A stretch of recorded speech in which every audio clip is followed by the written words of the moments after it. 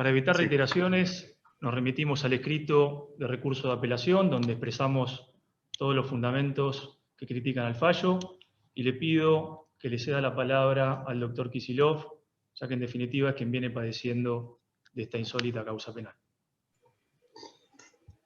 Bien. Señor Axel Kisilov.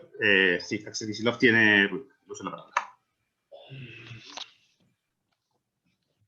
Bueno, buenos días a todos y a todas. Buenos días al tribunal, buenos días a los letrados. Buenos días también a los que están en mi condición de acusados. Quiero empezar diciendo que la historia de la llamada causa dólar futuro, como bien expresara recién la vicepresidenta, es una historia de persecución política, es la historia de un disparate jurídico, es la historia de una verdadera aberración moral, pero además es la historia del negocio del macrismo con el tipo de cambio. Quiero contarles cómo se fabricó esta causa, que es una de las más escandalosas de los últimos tiempos. Y miren que hay muchas. Y se los quiero contar en detalle porque hoy tenemos la oportunidad, ustedes la tienen en realidad, de terminar con esta farsa. Tienen todos los elementos para terminar con esta farsa, sin que yo les pida nada, como recién no les pidió la vicepresidenta, simplemente aplicando la ley y hasta diría el sentido común y hasta un poco de buen gusto. Miren, ¿por qué nos juntamos hoy? ¿Por qué nos reunimos? Porque esta no es una audiencia del juicio oral, que ya está convocado. Nos reunimos porque apareció una prueba nueva. Apareció una prueba que cambia absolutamente todo. Y apareció una prueba bajo la forma tan simple y a la vez casi tan aburrida de una pericia, o sea, una explicación que dan los peritos de la Corte Suprema. Peritos contables, el cuerpo de peritos contables de la Corte Suprema. No las da un especialista en economía ortodoxa, no las da un partido político, la dan los peritos contadores de la Corte Suprema. Con mucha brevedad, con mucha precisión, y dan todos los elementos para decir por primera vez lo que en parte todo el mundo sabe, y todos los que estamos acá sabemos, pero que ahora queda en blanco sobre negro, que es que acá no hay ningún delito. No hay absolutamente ningún delito. No lo hubo. Por eso nunca se investigó ningún delito y en realidad nunca se investigó.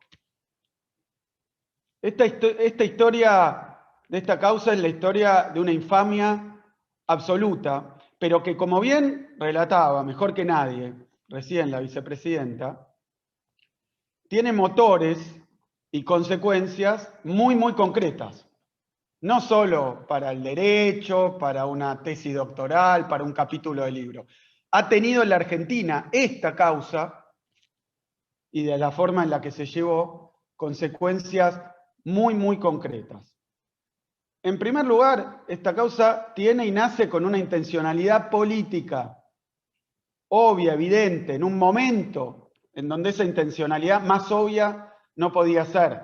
Lo describía recién Cristina cuando decía que esta causa llegó días después de haberse dado la elección general, la primera vuelta, y donde aparecían dos candidatos, uno Scioli y otro Macri, aparece una causa contra el gobierno que acusa de haber hecho una malversación y un mal manejo de justamente el dólar. Y pronto desencadena un allanamiento en la mesa de dinero y de operaciones del Banco Central, algo que no pasó en la historia, nunca.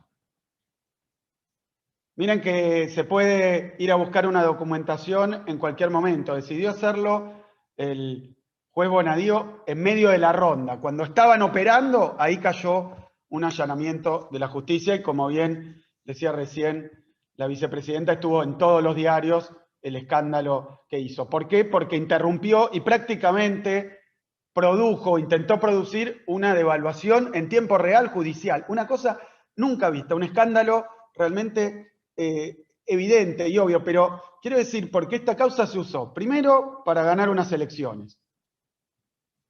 Porque quienes acusaron fueron un miembro del PRO, Pinedo, y un miembro del UCR, que eran parte de la contienda electoral, porque tenían como candidato en Cambiemos a Mauricio Macri, y se usó para acusar al gobierno. Entonces, Cristina era presidenta, yo era ministro de Economía, y acusarnos a nosotros, al presidente del Banco Central, entonces Banoli, a Pese, que estaba en el Banco Central, de utilizar, ahora voy a explicar bien técnicamente de qué se nos intentó acusar, pero era algo horrible, era básicamente vender dólar barato a nuestros amigos. De eso se nos acusó. Y eso salía en todos los diarios. Pero luego se utilizó interviniendo y tratando de privar al Banco Central de esta operatoria para forzar esa devaluación. O sea que primero se acusó de corrupción y después se intentó lograr con esto una devaluación. Y fue evidente durante todo el tiempo, lo denunciamos en aquel momento. Y no se acaba acá, porque después de esto se usó para forzar la salida del presidente del Banco Central. Yo quiero que recordemos un poco. Era presidente del Banco Central con mandato que iba a durar aún después del cambio de gobierno, porque así está establecido en nuestras leyes, que el presidente del Banco Central no cambia junto con el gobierno, como no cambia tampoco el procurador. Pero de la misma manera, usaron esta causa para empujar, amenazar, extorsionar a Banoli para que renunciara, cosa que ocurrió, y hacerse del control del Banco Central obligándolo a la renuncia. Para eso también se usó esta causa. No termina acá. Esta misma causa se usó para un negociado, pero no nuestro, como explicaba recién la vicepresidenta, no del gobierno saliente, sino que cuando cambia el gobierno, se usó esta misma causa para sentarse las que iban a ser las autoridades con los que manejan los contratos de dólar futuro y fijar de una manera que no existe tampoco cuánto iban a ganar. Todos los que iban a ser después funcionarios del gobierno de Macri. Y después van y devalúan. O sea que intentaron forzar una devaluación, después negociaron el precio, después devaluaron y después embolsaron la plata. Todo con esta causa dólar futuro, que en parte fue un instrumento y en parte una maniobra de distracción. Porque mientras todo esto ocurría, nosotros estábamos embadurnados de titulares, de acusaciones. Así que me parece que claramente si no ocurrió algo en esta causa es que fuera un tema legal, un tema de discusión legal. Porque la verdad, y esto es lo más extraordinario de la causa, nunca se denunció un delito claro. Nunca se denunció un delito claro. Se pasaron incluso cambiando el tipo penal, la acusación y hasta los acusados. Fíjense que cuando Bonadío lanza esta causa, la lanzan Negri y Pinedo, y la toma Bonadío, empieza a citar testigos. Los testigos más importantes que citan son Redrado, Prat Gay, Lucas Liach, todos los que iban a ser, estábamos en el gobierno que encabezaba Cristina Kirchner y que yo era ministro, todos los que eran nuestra oposición. Los llaman a declarar y a explicar si esto era bueno o era malo. Cada uno dijo una cosa distinta, es un papelón. Cada uno habló de un delito distinto. Redrado, que había sido presidente del Banco Central, no dijo lo mismo que Prat Gay porque lo incriminaba a él si eso fuera un delito. Así que armaron una realidad paralela en los diarios y en el expediente, pero que no tenía nada que ver ni con la justicia ni con el Código Penal. Y fíjense, esto empezó ahí, pero estuvimos 5 años. Hoy hace 5 años, más de 5 años, que empezó esto.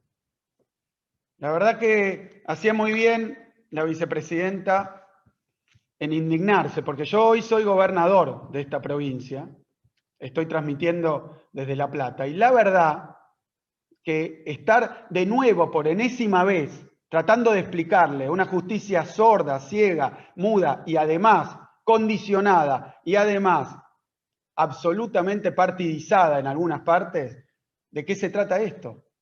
Lo hemos tratado de hacer 5 años. Entonces, fíjense cuál es el tema. Lanzan una acusación. Una vez que esa acusación estaba girando en los medios y ya se daba por cierta, la mantienen, hacen a lo Bonadío un montón de, una especie, un simulacro de juicio o de instrucción, en donde nosotros, yo como acusado, y todos los que estamos acusados, pero nosotros nunca tuvimos oportunidad, nunca, de que se nos respetara ninguna de las pruebas que estábamos pidiendo que se produjeran. O sea, se nos acusaba de un delito, pero era un delito que no se comprendía bien cuál era, y era muy fácil desbaratarlo, y era muy fácil explicar que eso no era un delito, que lo que hizo el Banco Central no era delito, era obvio y evidente, pero estuvieron dando vuelta porque la finalidad era otra. Era, como bien dije, favorecer políticamente al macrismo, después forzar una devaluación durante el gobierno de Cristina, luego echar al presidente del Banco Central, luego con la misma causa sentar a los del dólar futuro para definir la ganancia, luego devaluar y en el medio quebrar al país, y por último embolsarse la ganancia.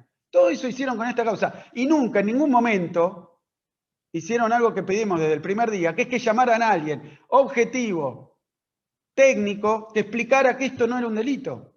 ¿Qué es lo que apareció ahora?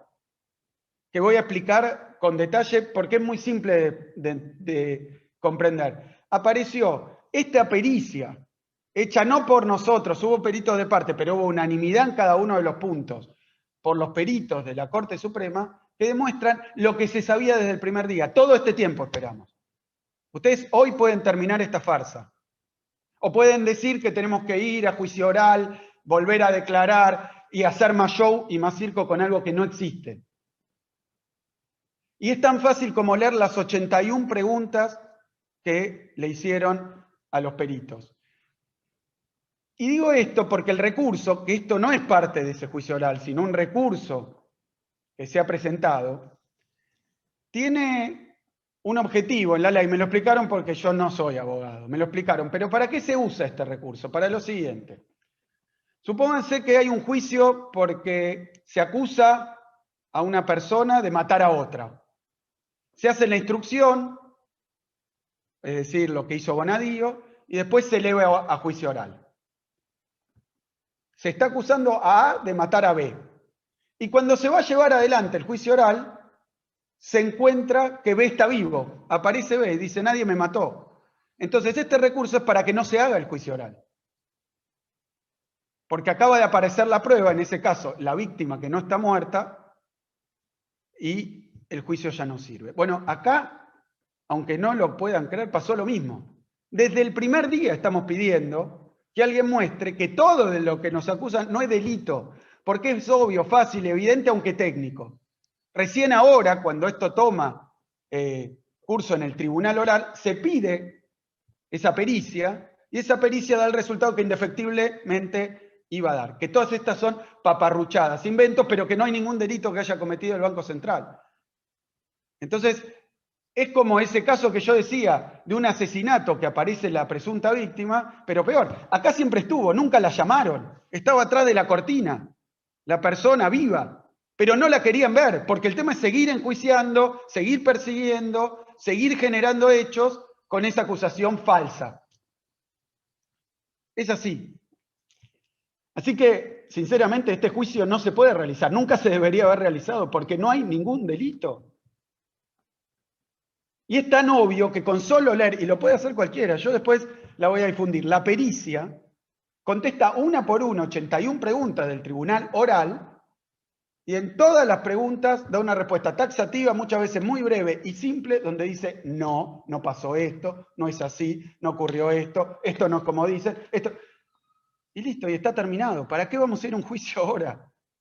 Si basta con leer una pericia y lo puede hacer cualquiera y decir que efectivamente ocurrió lo que ocurrió. Inventaron una denuncia, inventaron un juicio, hicieron 1000 tapas en los diarios porteños, pero el delito nunca existía.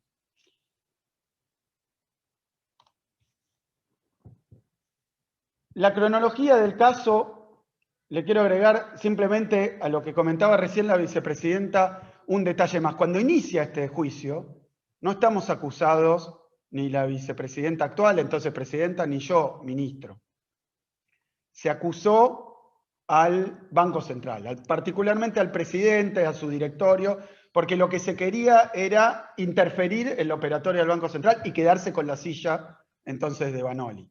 Porque el que vino después vino a devaluar, a bajar los salarios, a hacer lo que hicieron, a endeudar al país, entonces necesitaban ese lugar. Incumpliendo lo que dice la norma porque el cargo del presidente del Banco Central duraba más, pero bueno, eso se proponía. Y esta fue una maniobra preparatoria. Entonces, en medio de un proceso electoral, empiezan a llamar testigos, y entre esos testigos yo quiero mencionar a alguien más, que es, yo dije Pinedo, Pratgate, Redrado, Liendo, que decían sí, sí, sí, cada uno una cosa contradictoria, porque como delito no hay, Liach, y después también a Marcelo Bonelli. Lo menciono porque cuando a mí me citan a indagatoria en esta causa, reviso las 1000 páginas que tenía el expediente y mi nombre no apareció una sola vez. El único que lo mencionó era Bonelli, citando sus propias notas de diario donde me acusaba a mí de ser el que había manipulado. Esa era toda la prueba que había. Y como yo fui nombrado por la expresidenta en aquel momento como ministro de Economía, entonces también era culpa de Cristina. Ahí Bonadío mete todo en la misma bolsa y nos procesa y después rápidamente eleva a juicio oral.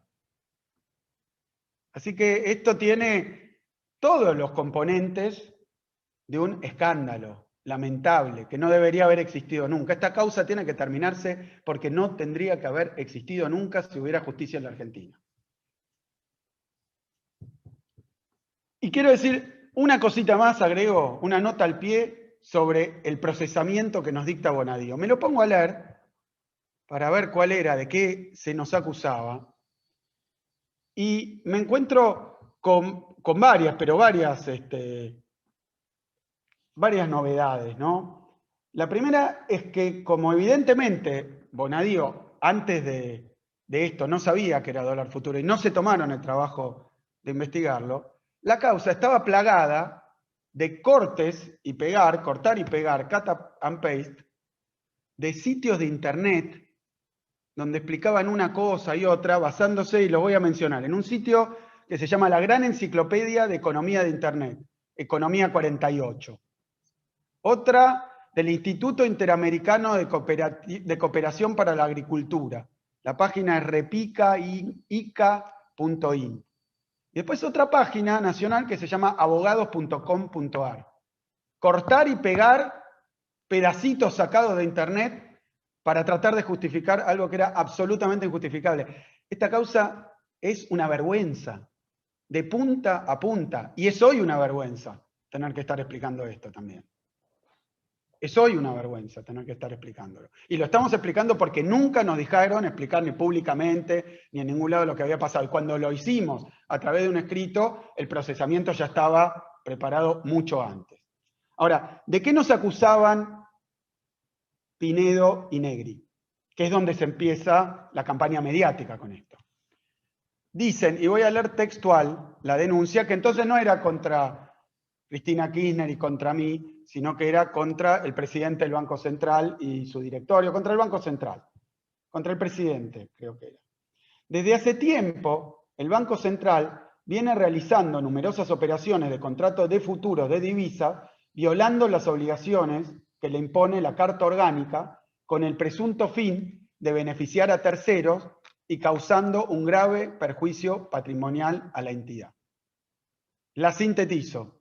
¿De qué nos acusaba? ¿O de qué acusaban en ese momento al Banco Central, que tiene la atribución financiera y cambiable? De violar su estatuto para realizar operaciones fuera del precio que correspondía y, al hacerlo, favorecer a sus amigos y perjudicar al Banco Central. Esta era la dura acusación que nos ponían en la causa dólar futuro. Cuando uno lee esa denuncia sin ningún elemento, y después todo lo que decía esa denuncia fue descartado porque fueron inventando otras figuras y otros acusados.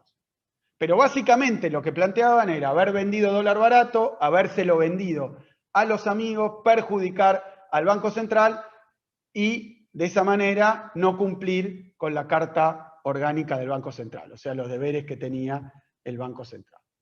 Entonces, y lo último antes de hablar de la pericia. Con esa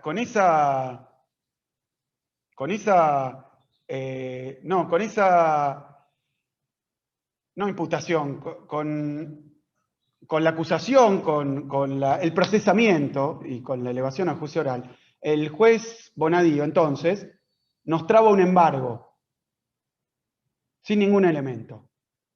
Pero nos traba un embargo que yo todavía tengo hoy, 5 años después. El otro día salió una nota donde yo decía que yo no puedo vender mi auto por esta causa, que es un engendro y una mentira. Porque tengo los bienes inhibidos y embargados. Es más, tenemos todos los que participamos, después agregaron a la Comisión Nacional de Valores, un embargo por 15.000 millones de pesos. Sí, escucharon bien. A cada uno. Inhibición general de bienes y así sucesivamente. O sea que no es que además de hacer el negocio mediático, el negocio económico, además de hacer el negocio político, a nosotros, y además de sentarnos, nos embargan, nos inhiben, sin nada, humo. ¿Y quién es el que viene a disipar el humo? ¿Quién es el que viene a explicar que esto no tiene sentido? Es el cuerpo de peritos contables de la Corte Suprema de Justicia de la Nación, no nosotros ni siquiera, porque además esto lo sabe cualquiera que conozca un poco de esta cuestión. Entonces voy a ir repasando, porque los demuele uno por uno los argumentos que se usaron y la respuesta no mía, yo ya había declarado, pero nadie me escuchó, sino de los peritos de la Corte Suprema.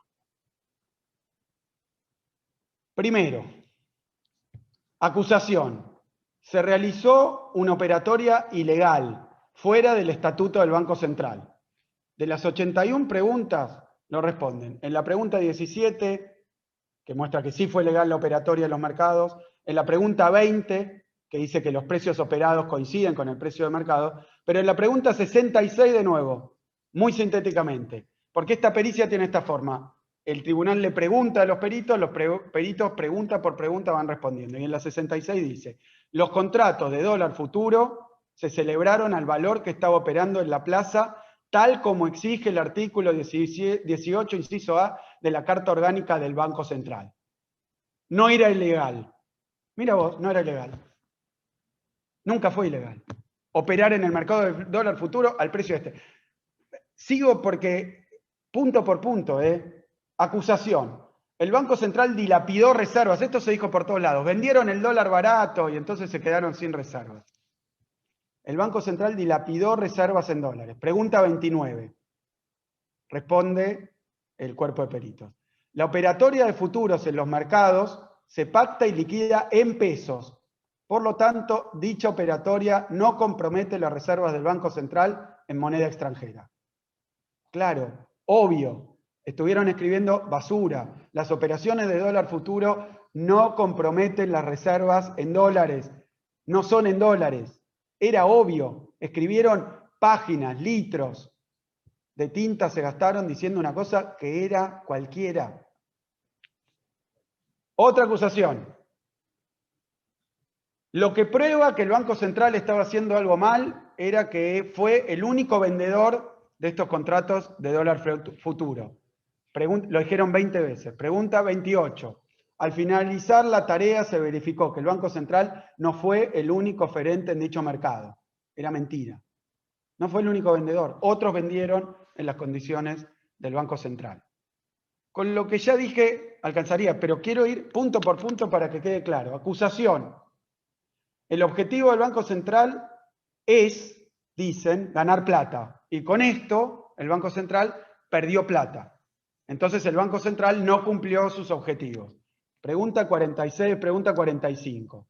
Dice, en general, los objetivos de los bancos centrales apuntan, por un lado, a la formulación y aplicación de normas de funcionamiento del sistema bancario, financiero y cambiario, y por el otro, operar por sí mismo en los mercados financieros y cambiarios para alcanzar esos mismos objetivos. Dice, no tiene los mismos objetivos que un banco comercial. No es el objetivo del Banco Central ganar plata. Entonces, más allá de que muchísimos bancos centrales, según un informe del BIS, la mitad operan de esta manera, y a veces ganan y a veces pierden, porque es una operatoria con fines regulatorios, para evitar una corrida, para regular el valor del tipo de cambio. O sea que lo que dijeron es evidentemente absurdo, pero tuvo que venir una pericia 5 años después de la Corte Suprema para que esto aparezca dicho taxativamente en el expediente. No estaba. Acusación. El Banco Central tuvo enormes pérdidas patrimoniales. Perdió un montón de plata con esta operación ruinosa que hizo en aquel momento. La respuesta aparece en la pregunta 2, donde dice, de los estados contables publicados por el Banco Central de la República Argentina, surge que durante el ejercicio 2015 se obtuvo una ganancia de 147.000 millones de pesos, mientras en el año 2016 la ganancia fue de 67.000 millones de pesos. No solo con esto no perdió plata, en el 16, cuando se pagaron estos contratos de dólar futuro, no solo no perdió plata, ganó plata el Banco Central. Ganó plata el Banco Central. Y no es que lo diga yo, lo dice el balance del Central, lo dice el balance presentado en el 2016 por la administración de Macri y el consolidado después del 2015 por también la administración de Macri, no hay duda. Pero además no es el objetivo ganar plata de un Banco Central. Acusación. El precio al que operaba el Banco Central no era el precio de mercado. Entonces operó un precio incorrecto. De esto se discutió un montón. ¿Por qué se hacía mal? Porque se compraba más barato, se vendía dólar, que ya sabemos que no es dólar, sino contratos futuros en pesos sobre el valor del dólar, pero se vendían a un precio que no era. Entonces contestan en la pregunta 79, en la 50, en la 42 y en la 25.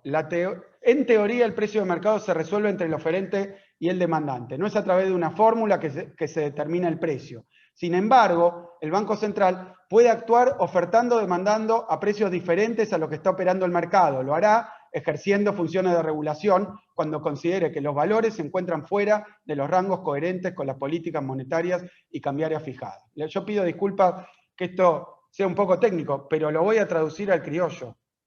El Banco Central tiene la atribución de operar en el mercado de futuro y lo hace a través de una pantalla donde opera ciegamente y lo hace al valor que considera necesario. Entonces, esto lo ha hecho antes, lo hace en muchísimos países y lo hizo después con Macri. O sea que el gran problema de toda esta acusación es que si fuera cierta, si esto fuera un delito, esto configurara un delito, entonces tendríamos que empezar una de dos, o a juzgar a todos los presidentes del mundo del Banco Central, o por lo menos de la historia argentina, que operaron en este mercado como lo hicieron, o bien, cada vez que un presidente del Banco Central quiere operar con el dólar futuro, tendría que ir a Comodoro Pi, a hablar con un juez, a preguntarle a qué precio lo hace.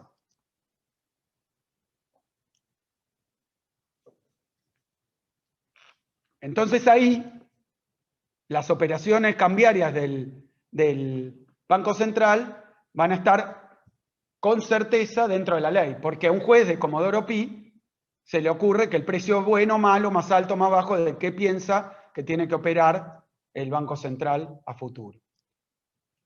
Y después, de la misma manera, se acusaba de que era bajo el precio, porque era más bajo cuando se lo comparaba con otras cotizaciones del dólar, con el contado con liqui, con el dólar bolsa, con unos futuros distintos que se negocian en Nueva York, o con el dólar ilegal, con el dólar blue.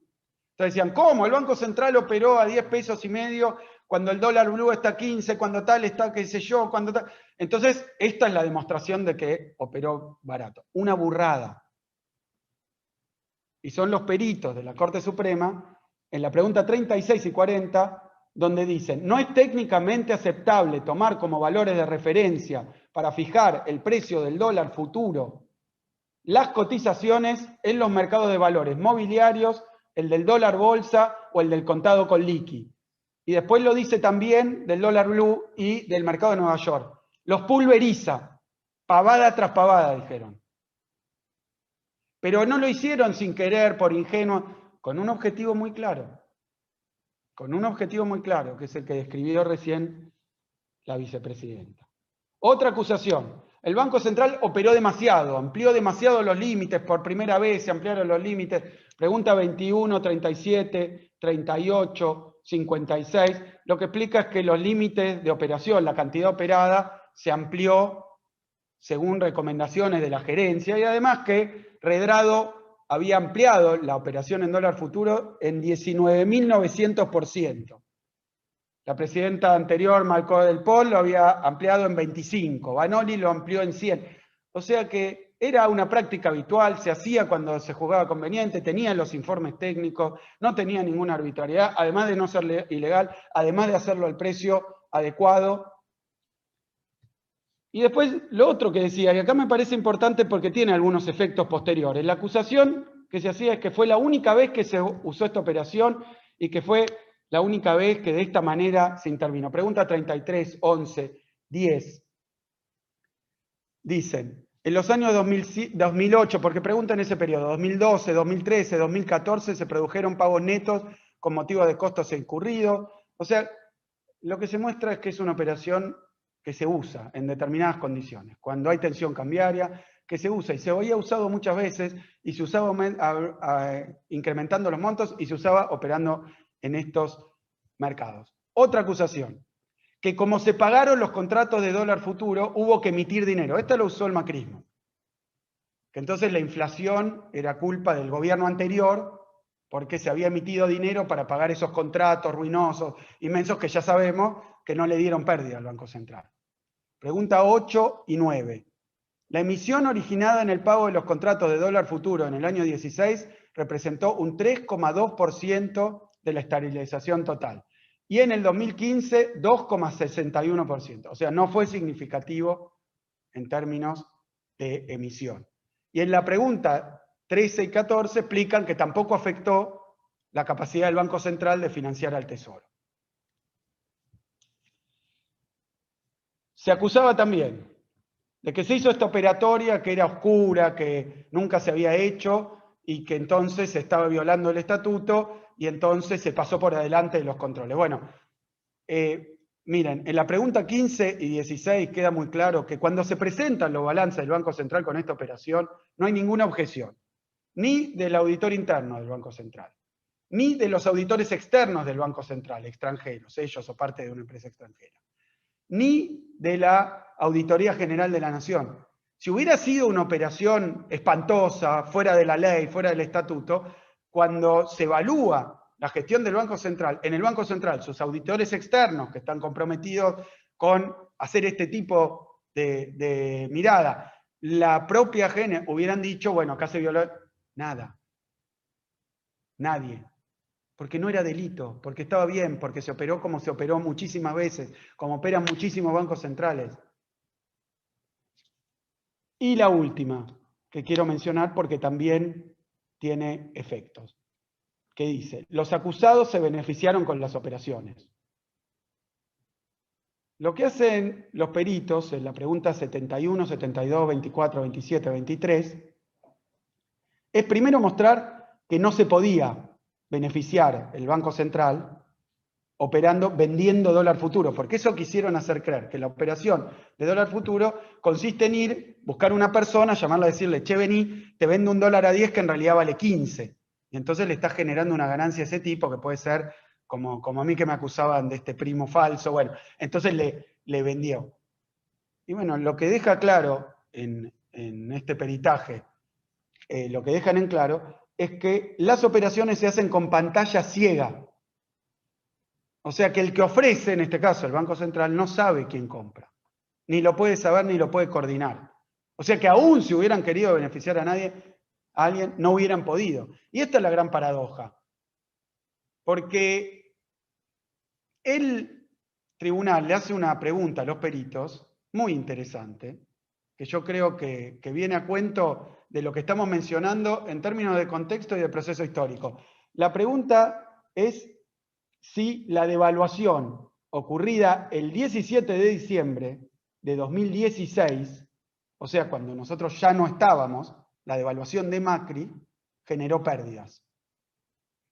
Y lo que contesta el cuerpo de peritos es que efectivamente generó pérdidas para el banco. No una pérdida general en el balance, pero ¿por qué se generó una pérdida? Porque el Banco Central había estado evitando una devaluación, los candidatos, incluido Macri, habían dicho que no iban a devaluar, y lo había dicho, Macri sostuvo en televisión, en América TV, no pasa por ahí la Argentina, no vamos a devaluar, es mentira de él, lo estaba señalando a Scioli. Y después, de nuevo, en el Canal 9, le pregunta el periodista Casella, le pregunta, no me quedó claro, ¿no es verdad que no se va a poder comprar el aceite o que el dólar se va a 15 pesos? Si usted gana, Macri respondió, no es verdad que el dólar se va a ir a 15 pesos, no es verdad, no es verdad. Hay varias más, pero no los aburro. O sea que durante toda la campaña donde ocurre todo esto, tanto el que terminó siendo presidente Macri como el otro candidato Scioli dijeron que no iban a devaluar, pero Macri sí iba a devaluar y lo sabía muy bien.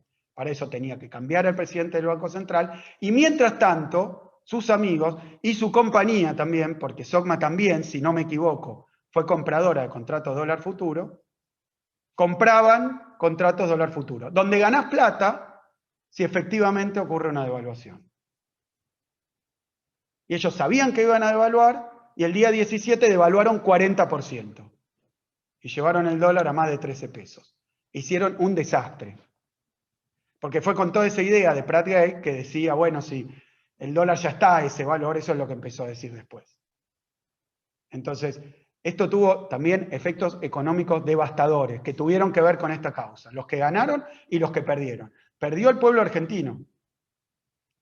Perdieron los que no ganan en dólares, ni habían comprado dólar futuro, ni estaban en el tongo este, ni habían ido a negociar el valor de los contratos y después devaluado. Por eso digo que esto parece, la verdad, no sé si el reino del revés, ya no sé cómo calificar que estemos nosotros testificando y los otros, los que hicieron todas, absolutamente absueltos por el mismo juez, el propio juez acusado. Porque ¿saben qué? Algo que creo que no contó la vicepresidenta. Cuando Sturzenegger devalúa, tiene que empezar a pagar los contratos dólar futuro, sí, esos de que estaban los amigos también. ¿Y a quién le consulta si eso es delito? A Bonadío. Y Bonadío le contesta, pague, pague.